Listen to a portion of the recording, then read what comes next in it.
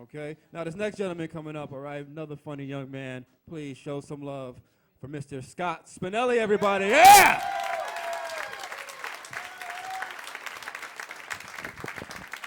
Hello. Hi. It's been a long time. I've never even seen, I could just watch myself up here. This is fantastic.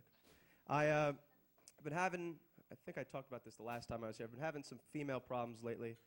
I'm a man who's having trouble with relating to women. Haven't had my period in a while. I talk with my mother and my grandmother a lot about my female problems, which could be the root of those female problems. But no, recently I find that a lot of the girls that I date or go out on dates with are kind of boring. And I'm not, maybe it's just that all women are boring. I don't know what the exact problem is. I'm still narrowing that down. It gets way worse. It gets way worse from here. It's very anti-female set. You can tell how... No, so I'm in the car with my mom, and she's asking me about how this date went, and I said, I don't know. She was fun and nice and whatever, but she was kind of boring. And my grandmother's in the front seat. It's like the Wizard of Oz. I can't see her. I can just hear the voice coming from the front of the state-issued Lincoln Town Car that they give every 65-year-old. And she just, why don't you give her a fucking chance with the one date? You don't even give her a chance. She smokes. Nobody knows that. That's why she sounds like that. I just realized, nobody's met her. She has emphysema. That's not funny.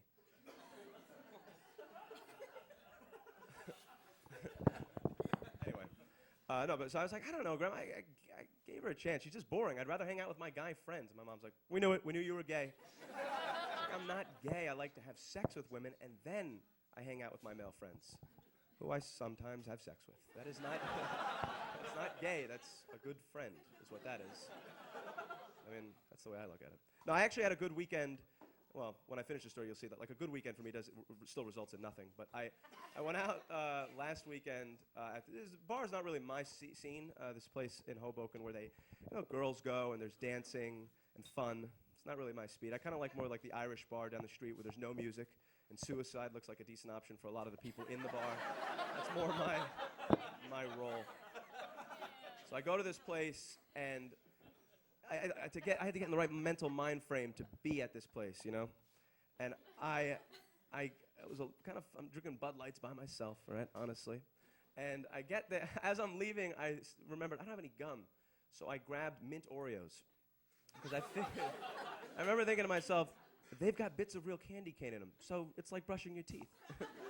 And so I walk out, and I'm like, out the door, I'm like the Keebler elf walking around, pulling treats out of my pocket at the bar, and somehow I actually wind up talking to a nice, cute girl. She's very fun and attractive, and we wind up dancing and whatever.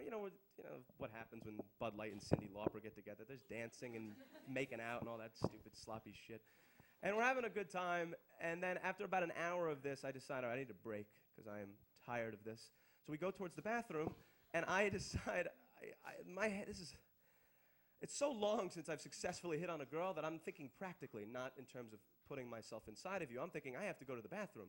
So I see the lines, and I say to her, if you want, we can just use the bathrooms at my place, if you want.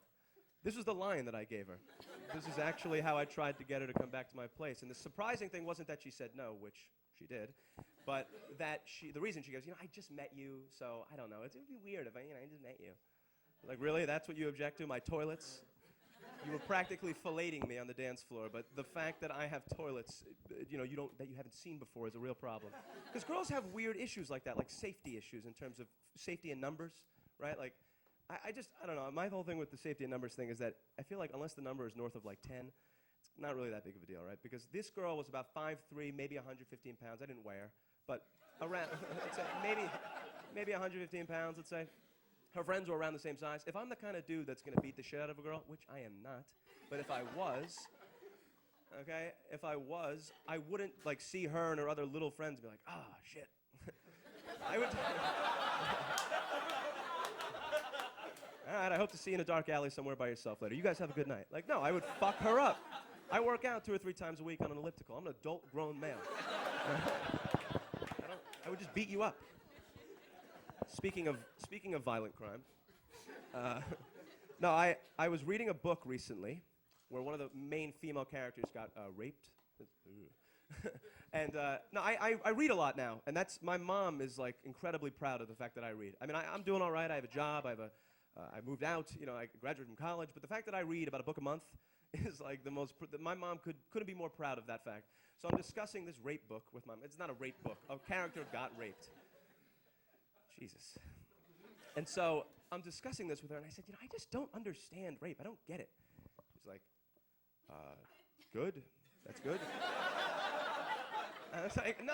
I get what's wrong about it. I get that. It's horrible. But I just feel like it's too much effort. I don't think I even like women enough to put in that much effort. She was like, that's not really the reason I was hoping you'd be against rape. But I said, yeah, I'm just too lazy for rape, is what it comes down to. Just too lazy for it. I know. The truth is that I'm too neurotic for it. Beyond the moral hang-ups, I'm the kind of guy that, like, I'd be worried that she was on the pill because I wouldn't want her to have a kid before she was ready to have a child. You know what I'm saying? Like, like this is ridiculous. This sort of, like, concerns that I have. I mean, it's the sort of thing where I read Michael J. Fox's autobiography, and I was convinced for 3 weeks that I had Parkinson's disease. I just knew it. I was like, I'm holding the book, shaking. I was like, that's it. I knew it. I knew it. You knew it. You knew what was going to happen when you started reading the book, and you got Parkinson's, so you deserve it. It's over. You knew. It's not a secret. I didn't get a hoverboard, though. That's what I was hoping would come from the book. I wanted that so bad when I was a kid. No, but as you can tell, I have some cool conversations with my parents. That's not a made-up conversation. I really did talk about that with my mom. And I think that they do stuff, though, just to fuck with me in conversation. Like, does anybody have any parents that are really bad at guessing stories? Any parents? You know, like 5, 6 parents that are bad at guessing stories? But specifically, like, I'll say to my dad, like, recently I said to him, I was cleaning out my closet, and I said, I found a pair of jeans. Guess how much money was in the pocket? He goes, I don't know, $1,500, $2,000. I was like, no. It was $15, actually. I went to the movie. Well, I had to pay for the Sour Patch Kids, but I went to the movie. My mom's the same way. I was the same way, except the other way. I think they tag team on it. I said to her, I was like, take a look at these shoes. Look at these shoes. Look at the deal that I got on these. You want to know? Guess how much I got? She's like, Scott, why do you, I don't know. $3.99. I don't know. $4.50. Where are you getting shoes for $5 from? It's ridiculous. See, the problem, though, is not, I make fun of women a lot, my mom included, but my grandmother, my defenseless emphysema grandmother, I'm going straight to hell if Jews believed in it. It's like, it's just, but the problem is not women. The problem is me. I'm too selfish, too immature for women. I still do, like, really, does any guys in the audience still, like, rate women when they see them? Not like the one-digit thing, because obviously you're more to me than just one digit. I'm talking like, like, oh, that girl's, she's a 10, bro. Like, I've moved on past that. We do the area code. Anybody familiar with the area code rating system for females? No. I have one fake woo from somebody I probably know but can't see.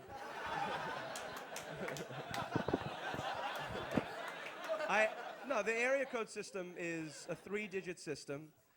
1 through 9 for the body, or for the face, 0, 1 being no, you wouldn't, 1 being yes, you would have sex with the person, and then 1 through 9 for the I think, what did I say first? Face and then body at the end.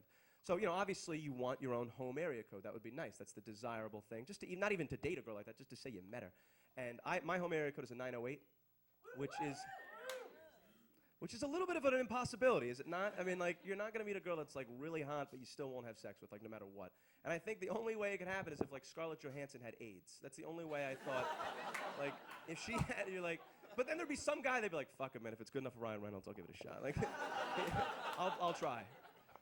Cartoon characters are 908s. Cartoon characters are 908s. Nobody wants to get caught with their pants down for Jessica Rabbit. That's a little weird. I was watching Aladdin recently, and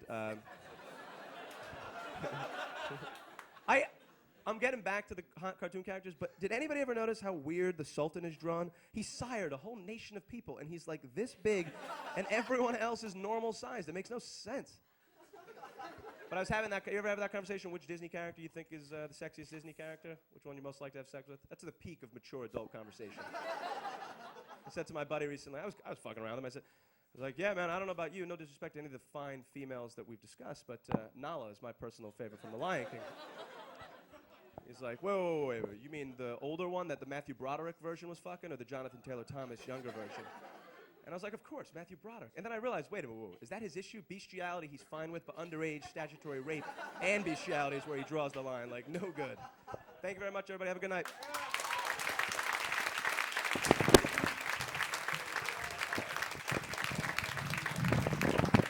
All right. Scott Spinelli, everybody.